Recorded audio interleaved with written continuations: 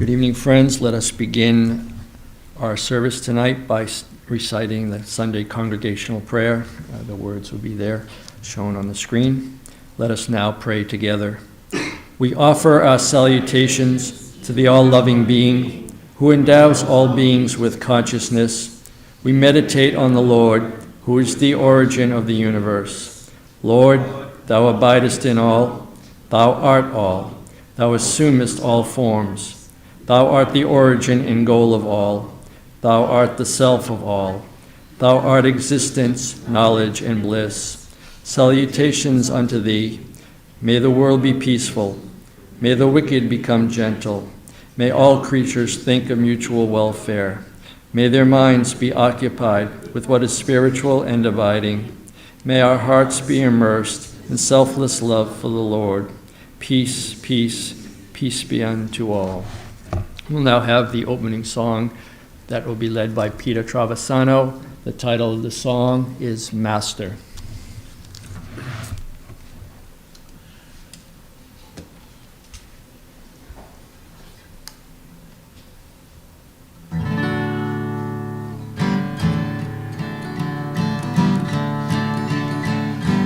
Lift us from bondage to freedom.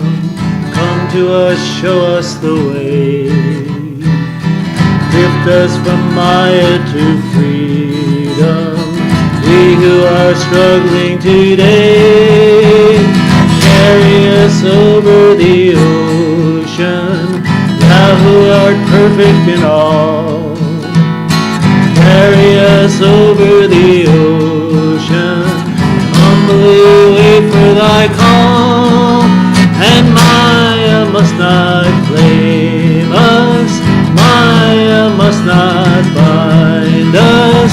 When you come, you'll find us with a throne in our hearts for thee. Show us thy wondrous face, walk with us close by our side. Grant us thy wondrous grace. Remove us from falsehood and pride, and Maya must not claim us, Maya must not bind us. When you come, you'll find us with a throne in our hearts for thee. Lift us from bondage to freedom. Come to us, show us the way. Lift us from Maya to freedom, we who are struggling today.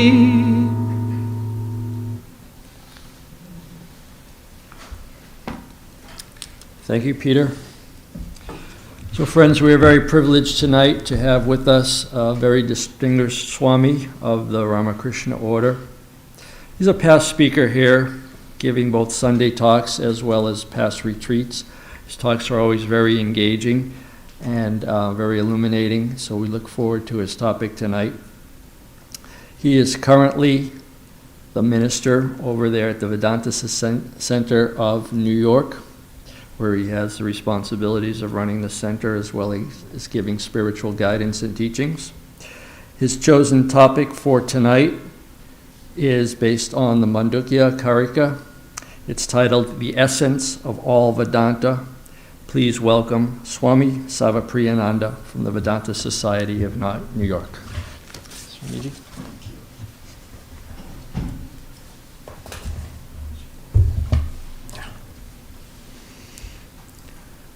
Om Asato Ma Sadgamaya Tamaso Ma Jyotirgamaya Mrityurma Amritam Gamaya. Om Shanti Shanti Shanti.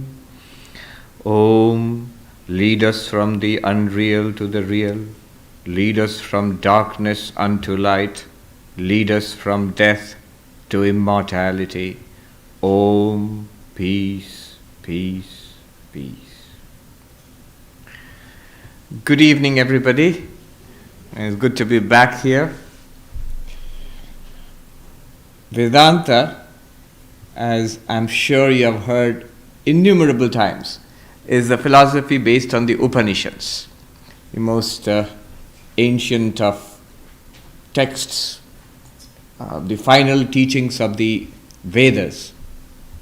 In fact, just before coming here, I was reading Walden, just skimming through it, because you are here, right next to Walden, Thoreau. He says that I begin my days by bathing my intellect in the stupendous philosophy of the Gita, he says. He had the finest collection of Indian philosophy books on this side of the Atlantic, 45 books in all. When he passed, those books went to Emerson. The Gita itself is based on the Upanishads. In fact, one verse about the Bhagavad Gita says it's the essence of the Upanishads. Upanishads are like the cows, and the Gita is like the milk of the cows. Among all the Upanishads, and there are many, 108 by some count, 10 are important because Shankaracharya, about 1400 years ago, chose these 10 to write his commentaries on the Bhashya, the commentaries on. And these commentaries on the Upanishads form the foundation of Vedanta, of Advaitha Vedanta. Among these 10 Upanishads, in fact among all the Upanishads I think, the smallest is the Mandukya Upanishad. The whole Upanishad is just 12 mantras, and it could fit on one A4 size page. It's the smallest, and it's the most powerful. It's something that goes straight to the heart of the Upanishadic teaching, the heart of non-dual teaching. In fact, there's a cute story about it. It seems that Hanuman asked Sri Rama, how do I get liberation, spiritual freedom, moksha? And Sri Rama said, the Mandukya Upanishad by itself is sufficient to grant liberation to those who seek liberation. Mandukyam ekameva alam mumukshunam vimuktaye, in Sanskrit. Mandukya itself is enough to give liberation to those who seek liberation.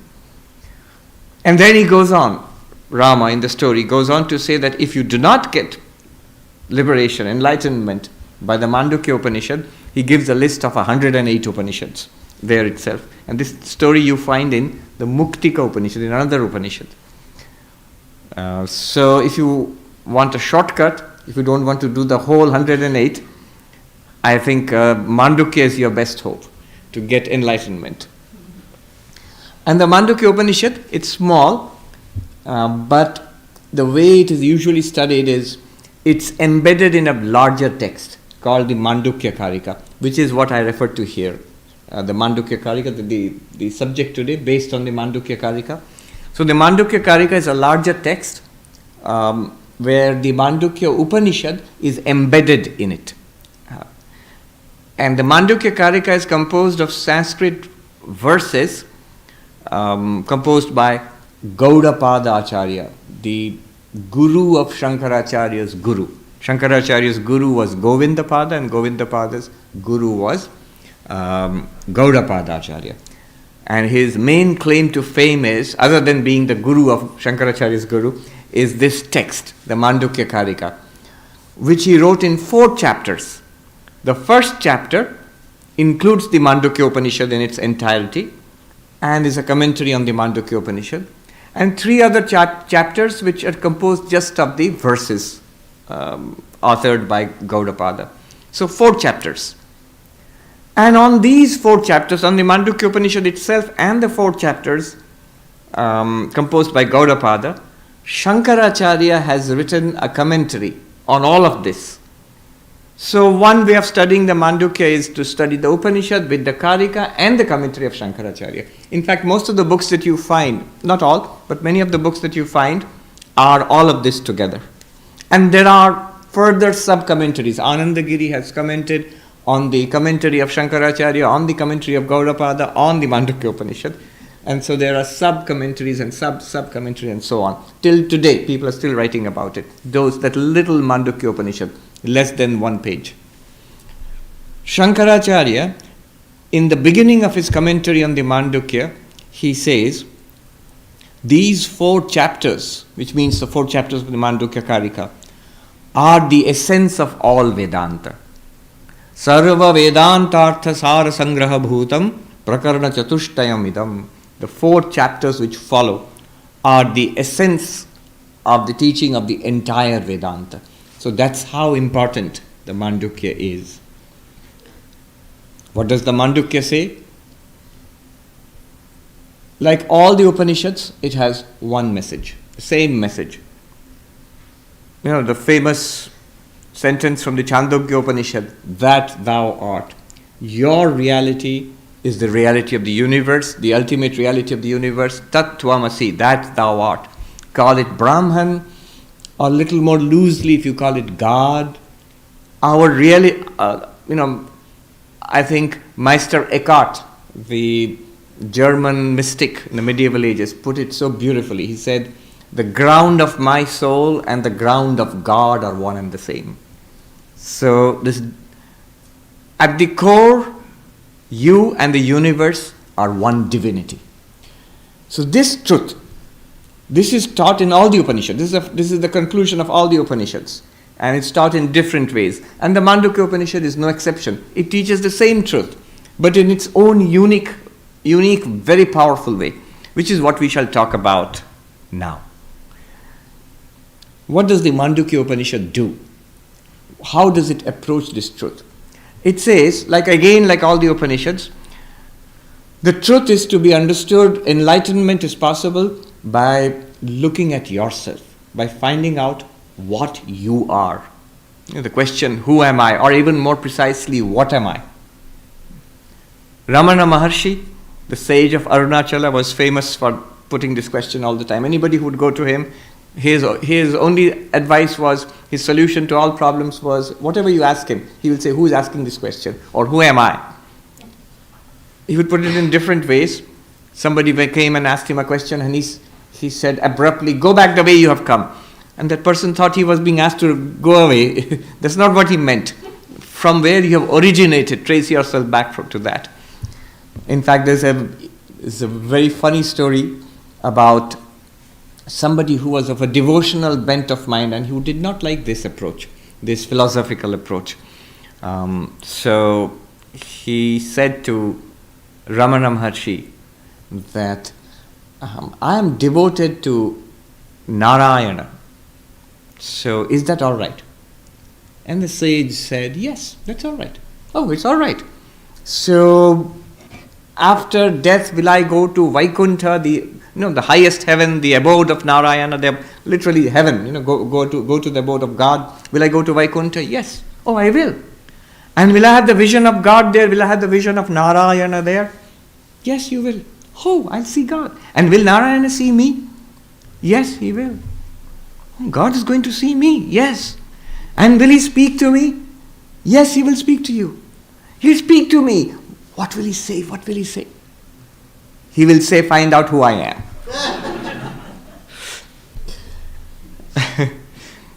So the Upanishad says that the way to enlightenment is to inquire into oneself and to see what is the reality here. What am I? What exactly am I? And this Mandukya Upanishad tells you the answer from the very beginning. Ayam Atma Brahma. This very self is the ultimate reality, Brahman, the reality of this universe.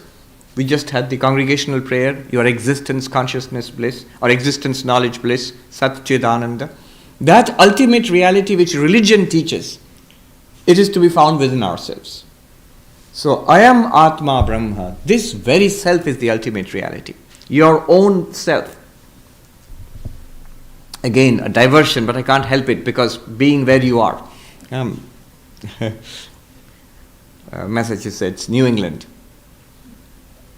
Yesterday, I was reading, day before yesterday, we were studying the Bhagavad Gita, and there was the second chapter, the 19th verse. Emerson's poem, Brahma, which is almost a literal translation, a very poetic translation of the 19th verse of the Bhagavad Gita.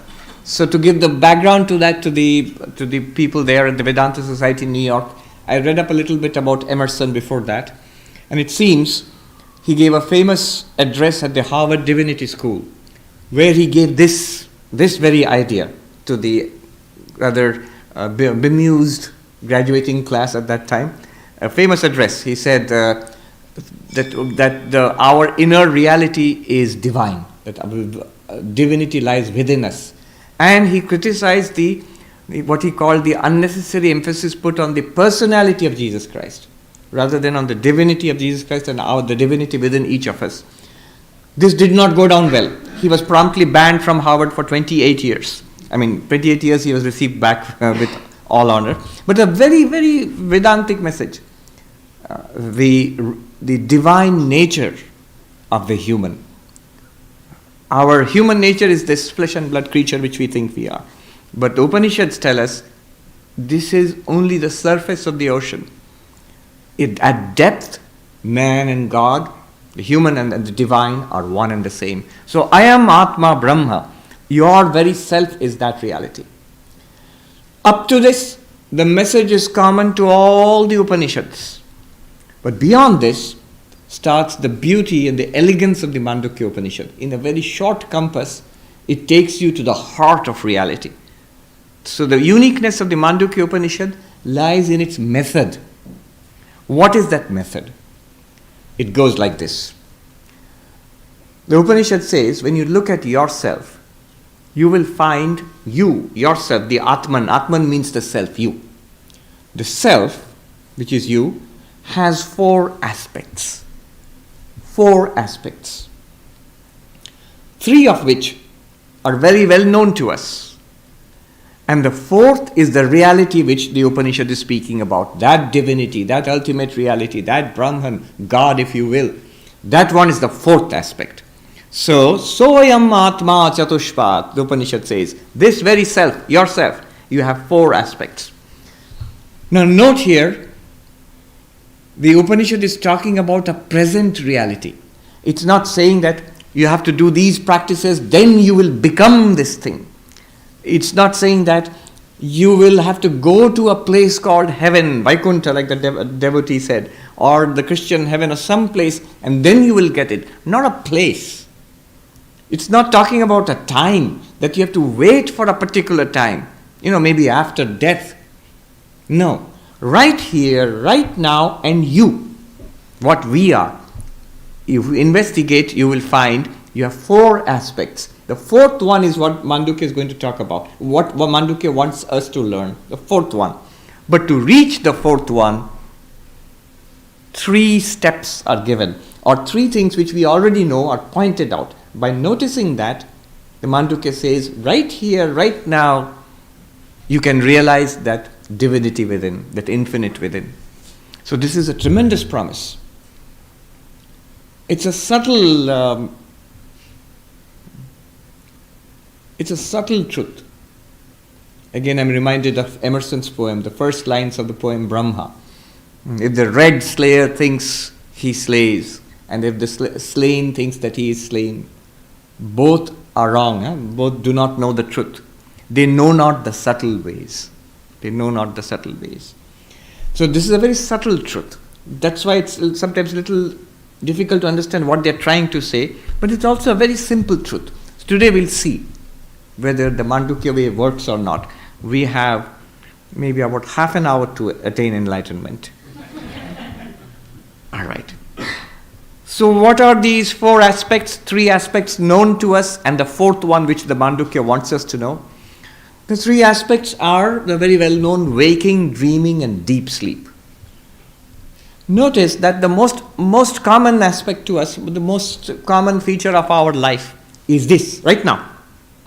You are awake, hopefully, and this is called the waking state, in which you are the waker, and here is a life. You're waking, the world of your waking, the waking world. Waking world means the world which you experience in the waking state. This world. Here you are the subject, and here is the objective world before you which you are experiencing. And you say, yes, so? Notice something about this state. Here, what is happening is that we are aware that through our minds and our bodies, our sense organs, we are externalized. So I'm translating the original Sanskrit of the Upanishad. We have an externalized awareness. In Sanskrit, it's called Bahish Prajna. Externalized awareness means we use our eyes to see something out there. We use ears to hear sound from outside, touch, smell, taste. A physical world surrounds us of people and animals and trees and stars and planets and quarks and quasars. This is the universe, the waking universe, the universe of the waking state. And very soon we fall asleep. Every day we do. And sometimes even during the Vedanta class also we do. And we go into an entirely different aspect. We are all familiar with it. We never pay attention to it. Something amazing happens. The waking universe disappears before us. Even our own body, which we consider to be, this is who I am. When it's pointed to us, what are you, who are you, we point here. Here is what I am. But this itself, look at the magic of this. Every day we experience it. Your body, the anchor of your life, it disappears from your awareness. Completely. That you are asleep on the bed, you've forgotten. You're not experiencing that at all. You're experiencing a different world. Maybe you are taking a walk by the river and there are people and it's daytime, whereas in the world of the waking, in this world, in the gross world, your body is sleeping on a bed. That is completely lost sight of, and you have a new world of experience. And when we wake up, not during the dreams, but when we wake up and we look back upon our dreams, what do we say? It was all in my mind. I was dreaming. It was all imagined in my mind. But there also, you were there in your dream, right? In the dream, you are there. You are a person there in the dream. You're doing things and talking with other people. All of it is in your mind. So the dreamer and the dreamer's world in the dream state.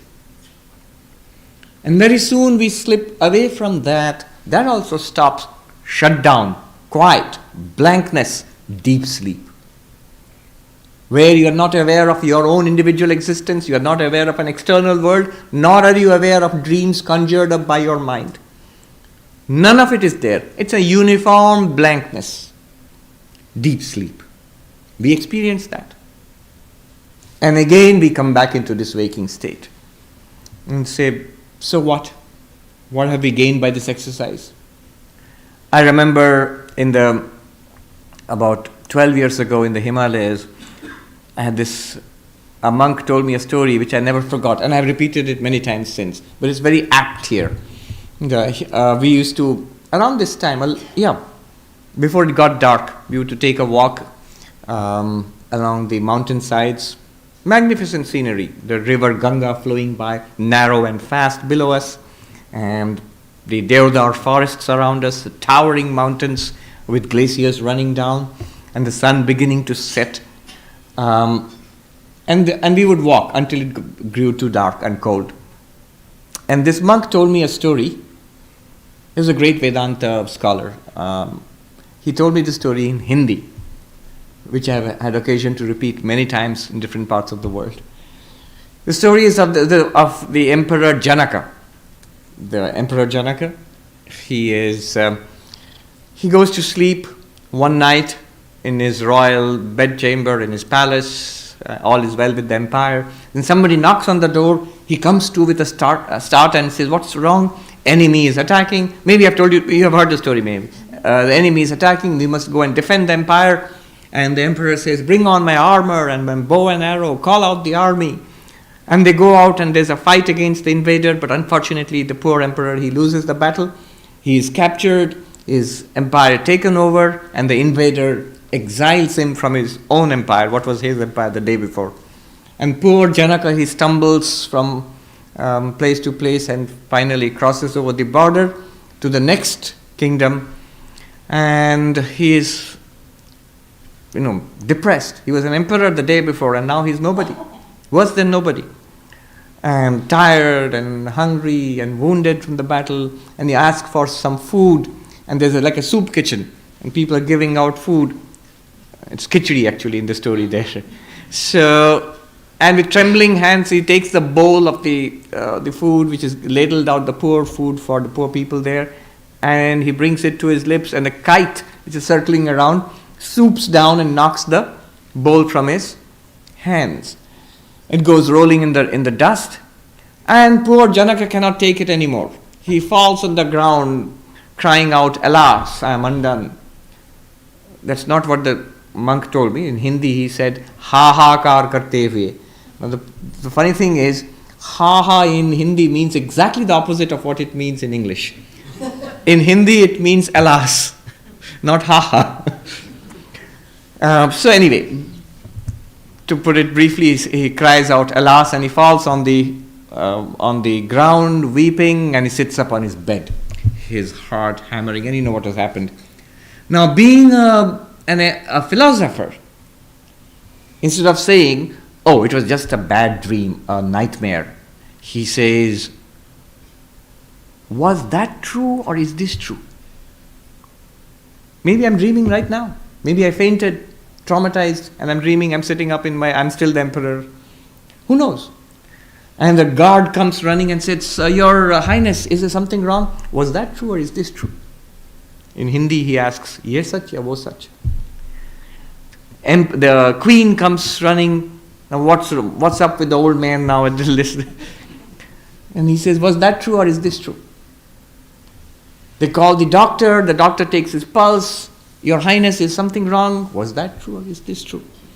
And the rumor spreads in the marketplaces and all, but next day in the morning, the great sage Ashtavakra comes, he is passing by, and he hears that the emperor has gone mad. He's gone mad. He keeps saying, "Was that true or is this true? What is that and what is this?" It's not very clear. But he keeps saying this. And he won't, and then the business of administration has come to a standstill. So the sage decides to pay his friend. The emperor is his friend because they discuss philosophy together. So he wants to pay his friend a visit. And because he is an omniscient sage, he knows what has happened. The dream and everything, he knows it. So he goes to the court and he can see nothing is happening in the court. The emperor is sitting there and the officials are all confused because whatever they ask the emperor, he says, "Was that true or is this true?" So the sage says, "Oh emperor, how are you today?" And the emperor says, "Was that true or is this true?" Now the sage knows, Ashtavakra knows what he means. So he says, "Emperor, that defeat, that humiliation, that trauma, rolling in the dust, hungry, neglect, all is lost. All of that, is it here now? Is it here now?" The emperor says, as if coming out of a stupor, "No, none of that is here now. And this power, this security, this pomp, this wealth, all of this, was this there at that time? When you saw that? That defeat?" He says, "No, it wasn't." "Then, O emperor, neither this is true nor that is true. Na yes such, na wo such." He wasn't expecting that, nor are we expecting this. A sudden turn in the... What do we normally say? This is true and that was just a dream. But the sage says, neither this is true nor that is true. And the emperor is stunned. This is what in India we call Maya. All of this is Maya. So the emperor is stunned. He says, "Then is nothing true?" That is not true. This is not true also. In that case, is nothing true. And the sage says, "Emperor, that is not true. But did you experience it? If I ask you, it was a dream, all right, but did you see it? Even if it's a dream, did you see it?" We all have to say, "Yes, we saw it." So did you see it? Were you there? That is false. But were you there? Did you experience it? Yes. And this is also false. This is an appearance. But are you experiencing it now? You can't deny that you're experiencing it. So the emperor says, "Yes." So you were there and you are here. Yes. Then in that case, emperor, neither this is true nor that is true, but you are the truth. By that, what he means is, all that appears to us in our waking, all of this, Advaitha works, non-dualism, the Advaitha Vedanta works very well if you relate it to your experience. Whatever experience you are having now. This experience and all that appears to us in our dreams, various dreams, whatever they are, and all the darkness, nothingness which we experience in deep sleep, all of that comes and goes in one constant awareness. Not the mind. I'm not talking about the mind here. Because the mind is certainly active now. The mind is certainly active in dreams. In deep sleep, even the mind shuts down. That's why you don't have the awareness, I am in deep sleep. It's only after waking up you look back and say, there was a period of nothingness. But beyond the mind, the awareness, the consciousness in which even the mind appears, the body appears, that awareness is constant in all of them. In the waking, in the dreaming, in the deep sleep. The waking state, where you are the waker and you have a world of waking, that is characterized by the way the Upanishad puts it is, it's a gross state. Gross has a different meaning in America. It means awful and messy. Not in that state. It simply means physical. That's why many of our Vedanta texts, which were translated by Swamis in the early 20th century, who were educated by the British, so they translate the Sanskrit sthula as gross, when they mean physical. So physical universe, when we experience a physical universe through our senses, that's the waking state. That's how they define the waking state. When we experience a subtle universe in the mind, that's the dream state. When neither the subtle universe nor the gross universe are experienced, they call it a causal universe. Why causal? If you imagine the deep sleep, if you reimagine the deep sleep as a blankness out of which sprouts the dream and the waking, then the deep sleep will seem like a seed from which everything is coming and into which everything is disappearing again. So that's why the deep sleep is called by the Mandukya the causal state. Your causal state. Your subtle state is the dream state. Your gross or physical state is this waking state. All of these come and go in one unchanging consciousness, which you are. Note then, this unchanging consciousness is free from all trouble, all ill, all suffering. Because all problems belong to either this state or that state. The power and glory of the emperor in his waking state were all gone, and there was disaster unfolding in his dream state, and everything was gone in deep sleep state, and again it comes back in the waking state. And yet the one consciousness to which they all appear, in which they all appear, that is untouched. It's not sticky. It's not stuck in the waking state or the dream, or rather let me put it this way, the waking state does not stick to it. The dream world does not stick to it, nor the darkness of the deep sleep world. That consciousness in itself is what the Upanishad calls the fourth. First, consciousness, that fourth consciousness alone, in the waking state, through the body and mind, experiencing a waking world. The waker and the waker's world. That consciousness alone, in the dream state, being the dreamer and the dream world. That consciousness alone is the deep sleeper in the deep sleep state and the blankness of deep sleep. In itself, it's neither the waker, nor the dreamer, nor the deep sleeper. That is called the fourth. The fourth. One way of understanding this is the example of gold and the ornaments. I often give that example. Imagine this gold, and it's designed into a beautiful necklace, and then it's melted and made into a ring, and melted again and made into a bracelet. And somebody comes and tells you the reality of all of this is the gold. What you're seeing one after another, there's only one reality there. That's gold. And if somebody says that, oh, gold is the reality, then let me dispense with the ornaments and look for gold. Will this person find gold? No, because gold is in and through that very ornament. It is that ornament. The ornaments are names and forms and uses. Necklace is a name and a particular form and a use. You put it on your neck.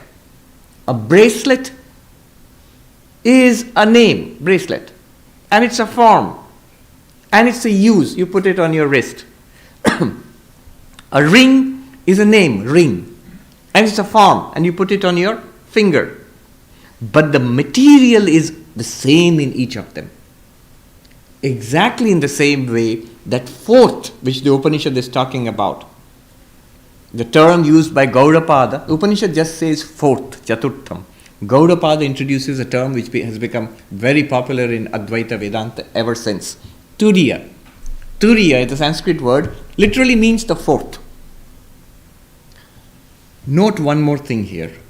A classic mistake is committed by many people when they hear about this.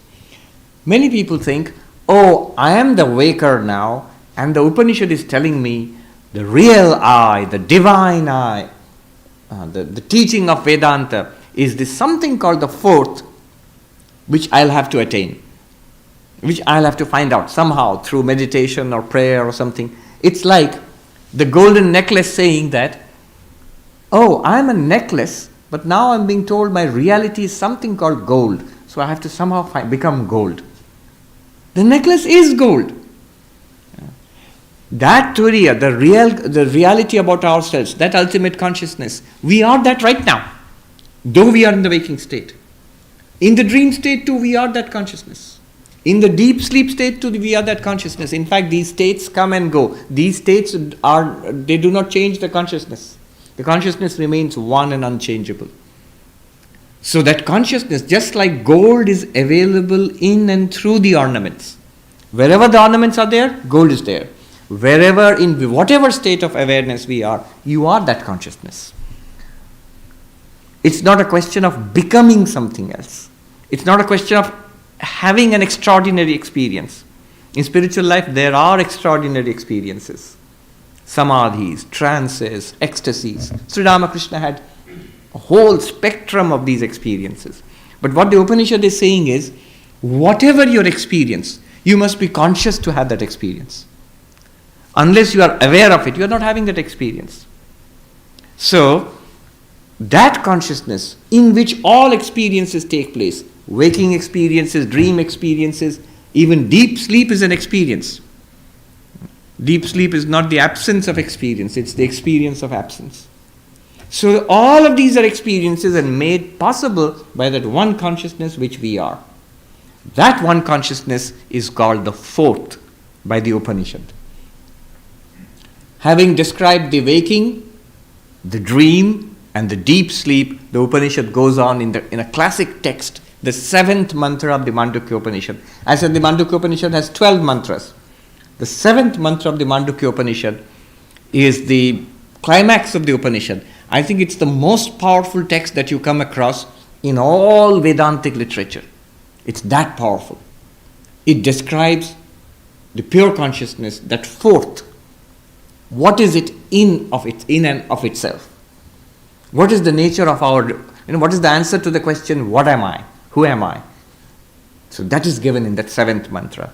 I will chant the seventh mantra and talk a little bit about it, and then we'll bring it to a close and we can take question answers. The seventh mantra goes like this. Na anta pragyam na bahish pragyam na ubhayata pragyam na pragyana ghanam na pragyam adrishtam abhyavaharyam agrahyam alakshanam acintyam abhyapadeshyam ekatma pratyasaram prapanchopashamam shantam shivam advaitam chaturtham manyante sa atma sa vigyeyah. Extraordinary. What is it saying? Who am I? What am I really? You are not the dreamer. Dream consciousness, antapragyam. You are not the externalized consciousness of the waker. In reality, you are not even the waker. You are not the deep sleeper. You are not something in between. Somebody may ask, oh, what about coma or what about samadhi? You are not something in between, some other form of awareness. So am I not awareness at all? Not even that. Am I the global awareness, the omniscience of God? Are you talking about God? Not even that. So, you are not the waker, not the dreamer, not the deep sleeper. That's the first thing that the seventh mantra says. Now the next it goes on to say, you are not the that ultimate reality is not the waking world, the dream world, and the deep sleep world. You see, they have structured your experience into 4 aspects. They said your experience is of 4 aspects. The first 3 aspects are waking, dreaming, deep sleep. Are you with me? In each, there are there's a pair. In each, there is a pair. What pair? The experiencer and the experience, the subject and the object. Waker and waker's world. Right now, match it with your experience. In the dream experience, dream state, there is the dreamer. You are the dreamer and you have a dream world. In the deep sleep state, it's merged into oneness, but there is a deep sleeper and the blankness of deep sleep. Though it's not literally experienced as somebody experiencing blankness, it's an uniform blankness. So there are these pairs in each of the 3 states, subject-object pairs. And the 7th mantra, first line negates the subject part of it. You're not the waker, not the dreamer, not the deep sleeper. The second line negates the objective part of it, what you experience. He says you're not even that. It says adrishyam, invisible, literally meaning it's not, the ultimate reality is not an object to your senses. You can't see it, you can't hear it, you can't smell it, taste it, touch it. It's not an object to the senses. This is an answer to the question, the age-old question, if God exists, why can't I see God? Because God is not a form to be seen or a sound to be heard, ultimately. Adrishyam. It's not an object to your motor organs also. You can't walk to it, you can't catch hold of it with your hands. So, agrahyam. You can't go on pilgrimage to Jerusalem or Mecca or Benares and get God there. It's not something you can walk to. It's not something that you can catch hold of. Agrahyam. Not an object to your motor organs. Is it something that I can speak about? Avyapadeshyam, unnameable. It's not in the language of range of language. It's ineffable. Cannot be expressed by words. Why it cannot be expressed by words? There's a lot of discussion about this. In fact, I have a talk on that. It's called Advaitha Vedanta and the Paradox of Language. You can see it on YouTube. Avyapadeshyam. It cannot be expressed by language. The ultimate reality is beyond word. Beyond words. Can I think about it? Can my mind conceive of it? It's beyond thought. Achintyam. Can I infer it scientifically? Alakshanam. It's not an object of inference, scientific inquiry. Then how is it to be known? By these negations, you have negated the pairs, known and known pairs, subject-object pairs of waking, dreaming, deep sleep. Then can you say anything positive about it? Yes. Ekatma pratyasaram. It means it is the essence of the I sense. Atma pratyaya means the I cognition. The sense of I which you have, the vertical I, the self. If you inquire into that, it will lead you to that ultimate reality. Like the sage Ramana Maharshi, who am I? So it is the very essence of our sense of I, ego, I am. Ekatma pratyasaram. And then some very beautiful terms. Prapancha upashamam. Literally it means that ultimate reality is the silence of the universe, is the cessation of the universe, is the end of samsara. It has to be understood, it's a deep term. It does not mean that once you realize I am Brahman or I realize my fourth nature, that the nature as I am pure consciousness, the world is going to disappear for you. You sort of vanish like a puff of smoke. No. As Brahman, there is no world. It's like saying, as the screen, when you see a movie, in the screen there is no hero, there is no villain, there is no mountains and rivers and sky. In the movie, yes, those things are there. But the screen enables the whole thing to be present, the whole thing to be experienced. As such, the screen is completely unaffected by the movie. Similarly, you are, like the screen, you are, the word used is very beautiful. The cessation of the universe, prapancha upashama.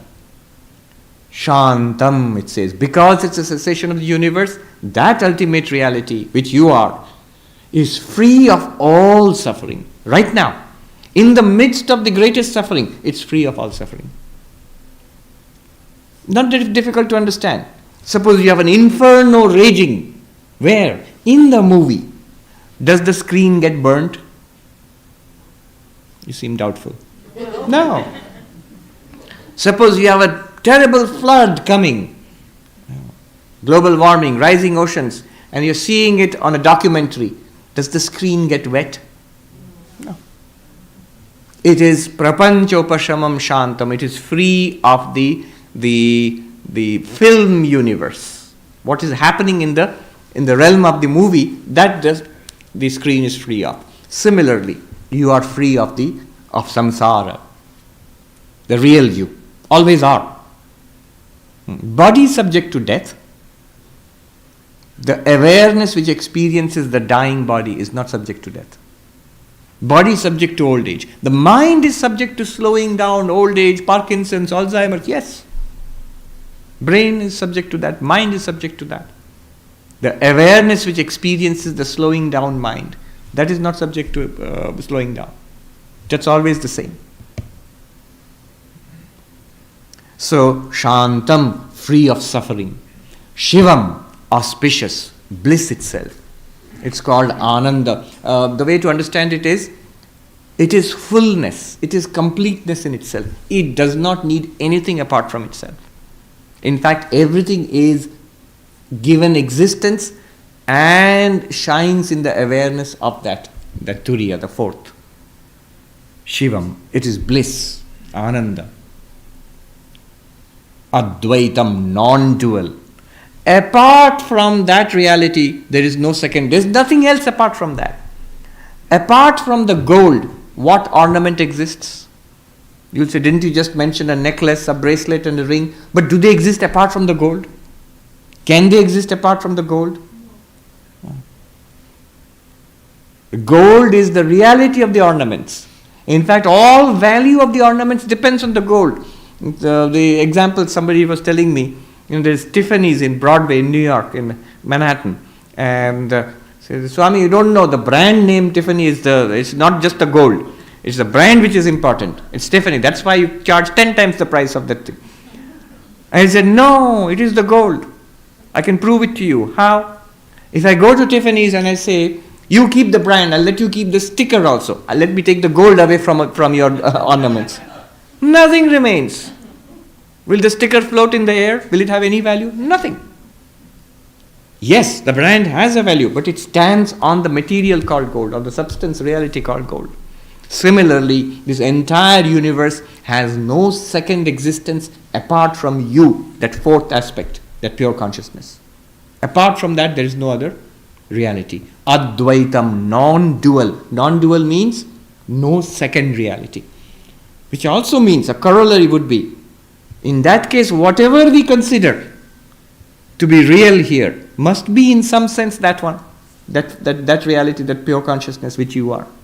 Everything that you see, it can't be other than that. If the ornaments cannot be other than the gold, whatever we experience in the waking, dreaming, deep sleep must be in some sense that pure consciousness. Non-dual, Advaitam. This is the fourth, Chaturtham. You should ask me a question. Swami, you're contradicting yourself at every step. Didn't you just say it is non-dual? That means not two. Now you are saying it is the fourth. If it can't be two, how can it be three and then four again? The commentator Shankaracharya explains, it is called the fourth. By whom? By fools. Upanishad itself calls it the fourth. But why? It's a method of teaching. It's not the fourth, it is the one. If I say there are four, necklace, ring and bracelet and gold. Really speaking, there is only gold, which appears as a necklace, which appears as a bracelet, which appears as a ring. Is it not true? How many are there? If you count the ornaments, 3. If you count the underlying gold, 1. And the ornaments are not to be counted apart from that. They are the same thing. Similarly, this entire universe is not a second reality apart from you, the pure consciousness. But with respect to waker, dreamer, deep sleeper, you, the pure consciousness, can be called fourth as a method, a methodology of teaching. In fact, I have a subject coming up in a couple of weeks. Vedanta as pedagogy. Vedanta as a method of teaching. So it's the fourth, but it's a method of teaching. By drawing your attention to you, the waker, right now, by drawing your attention to you in your dreams and drawing your attention to whatever you are in your deep sleep, we're trying to discover the ground of these experiences, which is the fourth. But really speaking, the one. You might say at this point, still, this is very nice, but why should I bother? And the Upanishad says, Sa Atma, what we are speaking about here is you. Now you can't say, why should I bother? It's about you. And only about you. Sa Atma, it's you we are speaking of. Sa Vigneyaha, it has to be realized. Not just heard about, not just understood, but as a living truth. As I say, I am Swami standing here and speaking with that confidence or greater confidence, I should be able to say, I am the underlying consciousness of all experiences. I am the fourth. I am pure consciousness. Very good. Thank you very much for giving me a patient hearing. I stopped a little early so that we can take questions. If you're not enlightened yet, yes. There's somebody who is not enlightened. Still not enlightened, yes. So, I understand what you're saying intellectually. Yes. So I think what we're shooting for is the fact that we're not the experienced, we're the experiencer. Yes. It seems to be a very subtle reality. What can we do in our daily practice, in our daily experience to bring this awareness more fully to our consciousness? All right, I'll tell you. Watch this carefully. What you can do is this. You can notice it. You're asking, what can I do to know that the necklace is gold? What can the necklace do in its daily practices to know that it is gold? It can notice it. Its attention is stuck on the name necklace, on the form of the necklace and the use of the necklace. But somehow the attention is not going to the underlying substance, which is gold. Now let me ask you. You understand what is meant by the waker? You, the waker right now? Now, will you say that I understand what is the waker intellectually or I understand it viscerally, in reality? Let's say I understand it viscerally. You would understand it viscerally. It's a living reality that I am the waker. And when you look back upon your experiences as the dreamer and whatever it is in deep sleep, those also were lived experiences. Now, this what we just learned now seems to be an intellectual appreciation, a kind of a philosophical framework, not a visceral reality. Isn't this what you're asking? Exactly. Now, think about it and tell me, why is it not a visceral reality? What are you expecting? It's not a visceral reality to me because what you're talking about is it's a subtle reality. It is. Very difficult to grasp it when we're used to the more gross world. Yes. So this is the first objection, that we are used to the gross world. It's difficult to grasp. You know why it's difficult to grasp? Though it's present all the time. It's present. That ultimate reality which you are, that fourth, is present all the time. It's present now. But why is it difficult to grasp? Because here is the big difficulty. There are two difficulties, but here's the first one. And then we'll come to the second one. Once you surmount the first obstacle, the second one will present itself. The first one is difficult to grasp. Why? Consider what we grasp. We grasp objects.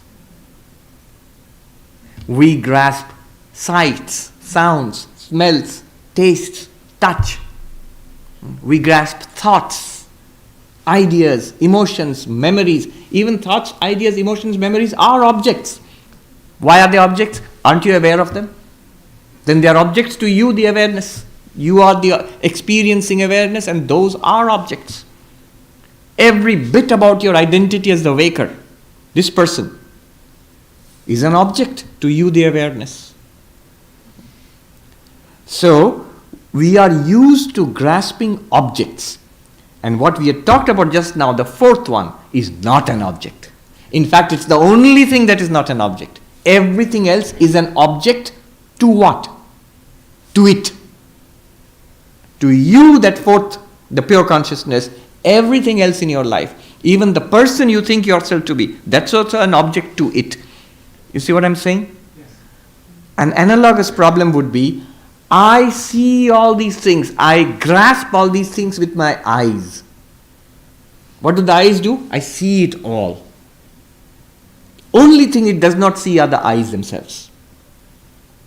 Now, how do I know that I have got eyes, that these are not theoretical? If you tell me, I'll say the gong and the person and the chair, I understand. But you are saying that there is something called the eyes. I understand you intellectually, I understand you theoretically, but viscerally I don't think I am the eyes. Why? Because I can't grasp the eyes. But the very fact that you are seeing things, every seeing is possible because of the eyes. In fact, in every seeing, two things are revealed. The object that is seen and the seeing eyes. When I see the gong is revealed to me, and so are the eyes. Not as an object, but as the seer of the gong. When I see the chair and the gong are different. The chair is revealed to me, but so are the eyes. Because the eyes are the seer. Now you have to use it like that. In every experience, which experience? Seeing, hearing, smelling, tasting, touching, thinking, loving, hating, meditating, disturbed mind, calm mind, relaxed mind. In every aspect, every experience, external experience, internal experience of the mind, in every experience there are objects. What are they appearing to? Objects are not floating in space. They are floating in awareness. Don't try to objectify that awareness, because it's not an object. Once you begin to see that it's not an object, it's not out there. All objects, whether mental or physical, are out there to it. From its perspective, they are out there. Or in itself, or shining in itself, if that's a more accurate thing. Then the next obstacle will come. If it's not an object, and all our lives we have been used to perceiving objects, external, internal, then the immediate doubt comes, it doesn't exist.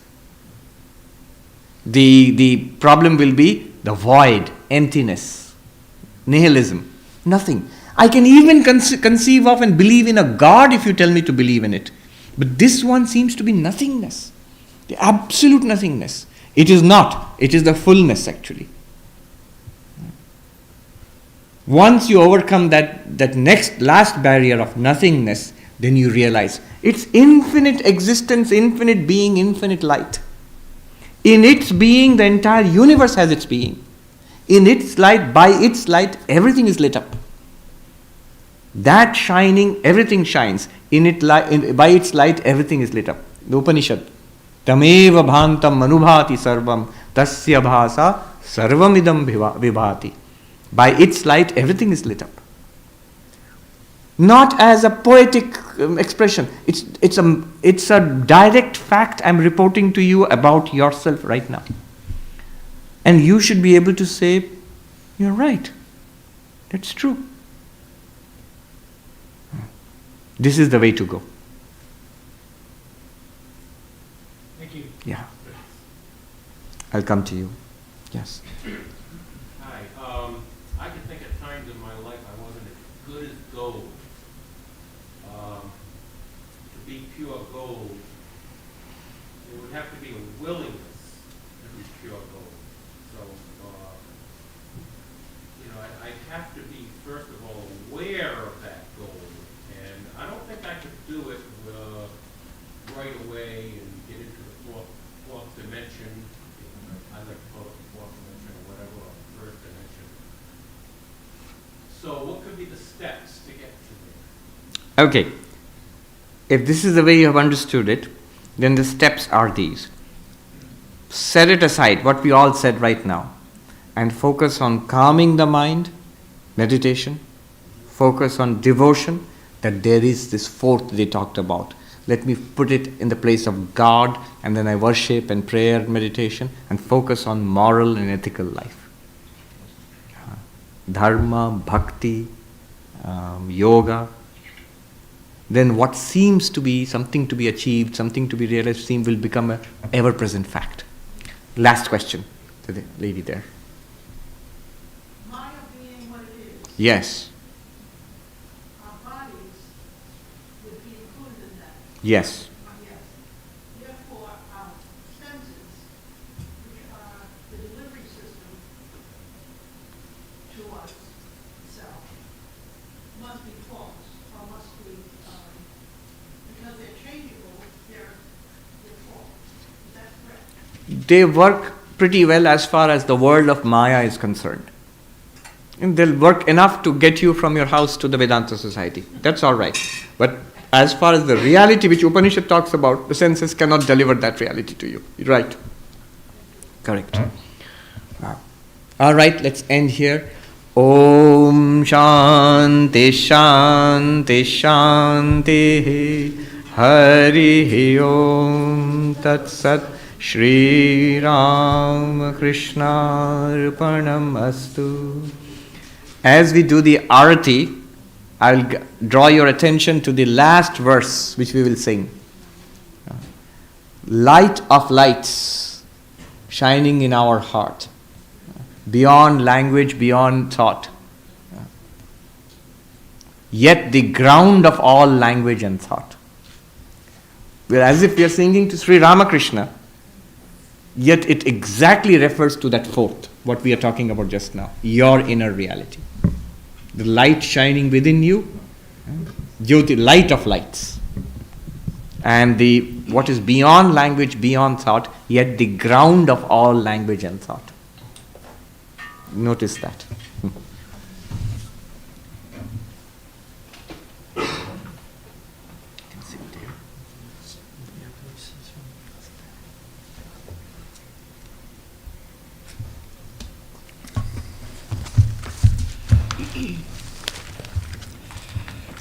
So thank you to Swami Sarvapriyananda for a very engaging and illuminating thought on the Mandukya Karika. For the announcements for the week, this coming Tuesday and the following Tuesday, the talk will be given by Professor Sukhdyan Sengupta. On this coming Tuesday, it'll be pilgrimage sites associated with Sri Ramakrishna. This coming Friday, there is no class. However, you're still invited to attend for the arati and meditation sessions, as well as the morning session. So we're still open. There's just no class on Friday. Next Sunday is a congregational sharing of spiritual thoughts by the group, and we look forward to that presentation as well. There's an upcoming retreat on December 8th by Swami Yogatmananda from 9:30 to 5 p.m. And the topic is Kingdom of God is Within You. You can register now up until November 30th to get the discounted rate. If you register after November 30th, you'll pay the full rate. After the arati, you're welcome to come downstairs for soup supper. And per our tradition, on your way down to soup supper, you'll have the opportunity to greet Swami Sarvapriyananda over in the corner by the bookstore there. So with that, let's do the closing prayer, and then we'll have arati. May the Divine, who is Father in heaven of the Christians, Holy One of the Jewish faith, Allah of the Muslims, Buddha of the Buddhists, Tao of the Taoists, Great Spirit of the Native Americans, Ahura Mazda of the Zoroastrians, and Brahman of the Hindus, lead us from the unreal to the real, from darkness to light, from death to immortality. May the all-loving being manifest unto us and grant us abiding understanding and all-consuming divine love. Peace, peace, peace be unto all.